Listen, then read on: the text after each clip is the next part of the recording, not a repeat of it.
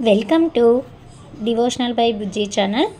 So ఇవాళ మనం గణపతి సహస్రనామం రోజుకొక నామంలో రెండవ భాగాన్ని తెలుసుకుందాం.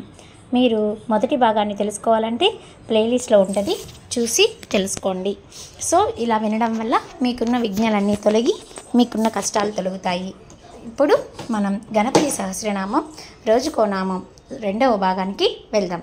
పునః ప్రారంభం. ఓం గణ క్రీడాయ నమః. ఓం గణ క్రీడాయ నమః. అర్థము ఏంటో చూద్దామా? మరి చూసే ముందు ఫస్ట్ టైం చూసినట్లయితే మన ఛానల్ని సబ్స్క్రైబ్ చేసుకోండి, లైక్ చేయండి, పక్కనే ఉన్న బెల్ ఐకాన్ని క్లిక్ చేస్తే మీకు న్యూ వీడియోస్ నోటిఫికేషన్స్ మీకు వస్తాయి. ఓకే, అర్థం చూద్దాం. మరి గణేశ్వరుని శిష్యుడు గణక్రీడుడు అనే పేరు గల గురువు. ఆయన శిష్యుడు వికటుడు, ఆయన శిష్యుడు విఘ్ననాయకుడు. ఇలా వీరందరూ అభేదముతో గణపతి స్వరూపులే. ఆయా దేశాలకు సంబంధించిన వారు కానీ ఉపదేశకులకు గాని కావచ్చును.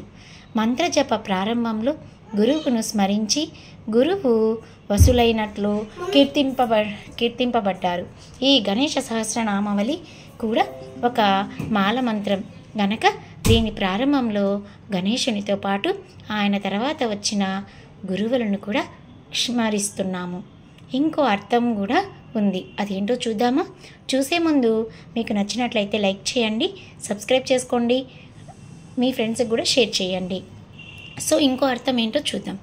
ఆకాశాది గణాలలోకి ప్రవేశించి క్రీడించడం చేత గణక్రీడుడని గణపతికి పేరు వచ్చింది. గణములను ఆడించువాడు గణక్రీడుడు. అర్థమైందా అండి? అర్థమైతే మరి డివోషనల్ బై బుజ్జి ఛానల్ని సపోర్ట్ చేయండి. మీకు వీలైతే అదే నామాన్ని తిరిగి కమెంట్లో రాయగలరు. మీకు ఆ వినాయకుడు మీ విఘ్నలన్నీ తొలగించి మీ కష్ట సుఖాలన్నీ తొలగిపోయి మీకు మంచి చేయాలని కోరుకుంటున్నాను. ఓం విఘ్నేశ్వరాయ నమః. Devotional by Bujji channel. Thanks for watching. Please subscribe.